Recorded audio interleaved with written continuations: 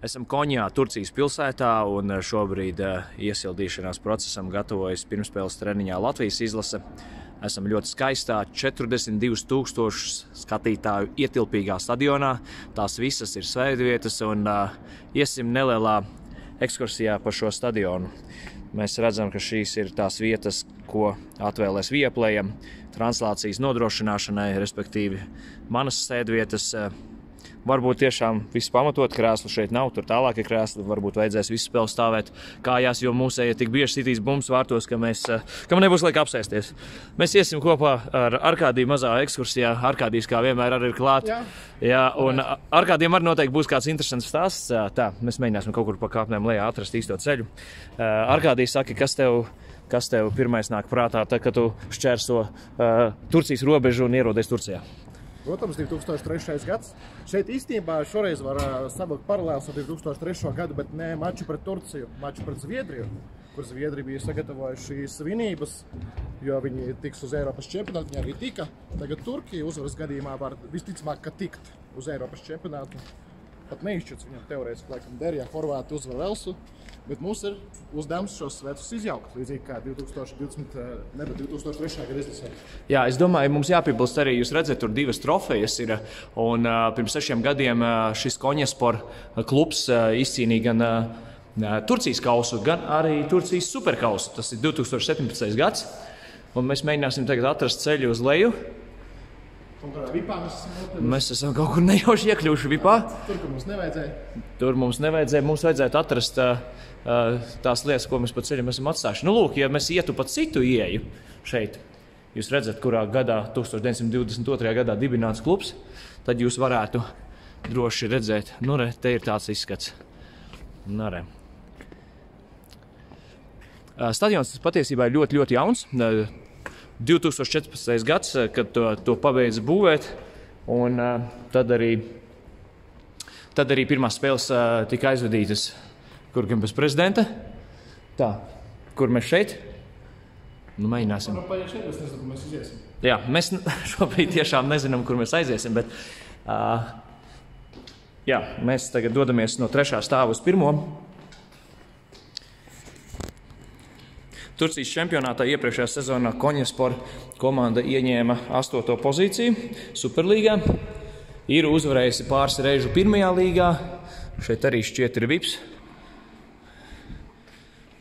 Man sapņos, man liekas, Erdogans rādīsies. Erdoganu vispār jāskaita. Samalāja par trofeju, visam ir vairāk.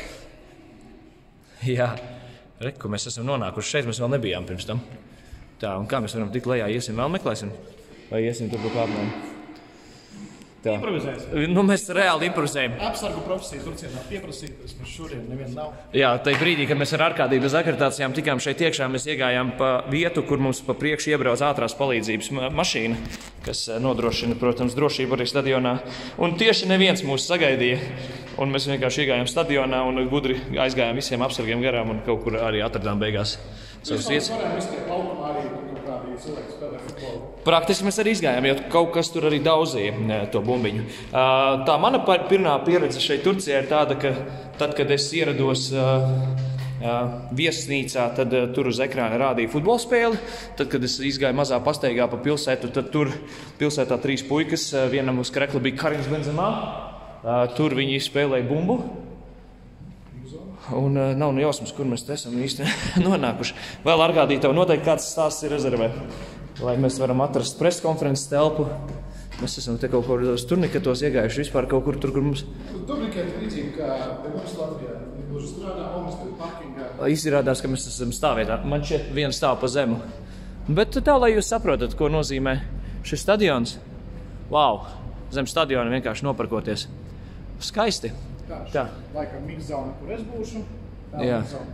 Tad mēģinām atkal iet augšā, jo mums vajadzētu iziet laukumā, kamēr Latvijas izlase trenējas. Tur kaut ko liftam jābūt. Mēs brauksim ar liftu. Ok. Nu jā, es tev norāvu no domas. Starp citu, ko der piebilst, Turki iepriekšējā mačā pārrāva Horvātu garo sēriju Eiropa kausu, bet Eiropas čempionāta kvalifikācijas ciklu vēsturē mājās spēlējot, viņi pāris nezaudēja. Un viņi tagad zaudēja 0-1 pret turkiem tieši. Jā, laikam kaut kādās pārspēlēs bija zaudējuši, bet... Tieši grupu turnīras fāzē kvalifikācijā. Nebija. Tā, lifts ir nobraucis uz pagrabu, tātad mēs tik tiešām ar Arkādiju esam pagrabā. Līdzīgi kā mēs vēl neesam arī izlasi, bet mēs vairs tagad neesam. Jā, bija diezgan slikti īstenībā. Tā, labi. Trešais stāvs. Mums vajag trešo? Man šķiet, ka uz preskonferences mēs gribētu braukt. Nevaram? Tur mūsu pudeles var savākt trešajā stāvā. Bet mēs aizbrauksim vispirms preskonferences varbūt. Nu, labi. Pudeles mūs. Ja kas alkohola šeit tālu pudeles? Jā, tas pudeles ir mūsu ūdens pudeles, jā.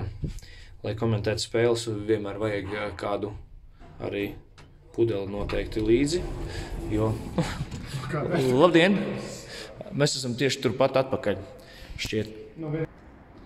Tagad tieši sākas Latvijas valstsvienības treniņš, mēs mazliet iepauzējām citādāk, mēs te pusnedēļu būtu nofilmējuši. Oi, kā piekust pa kāpnēm kāpien. Un pēc tam iesim varbūt mazā ekskursijas turpinājumā. Nu, esam ar Arkādiju atraduši, te tā turniketi ir. Esam atraduši ar Arkādiju beidzot ceļu ārā. Vajadzēja mums maldīties 1 stundu. Nu, lūk, un šeit ir darba vietas preses konferencē. Es pirms un pēc. Un tad ir tāda forša vieta šeit, kur visi mediji sēž. Mēs jau te sēdējām, abas preses konferences bija. Šeit paaugstinājums ir, lai varētu nofilmēt visu. No āras izskatās jaudīgs stadions. Jā, no āras es arī vienā video to teicu, ka no āras zaļš un balts, nu tā kā futbola bumba, vizuļo un spīguļo, iesim pa turieni.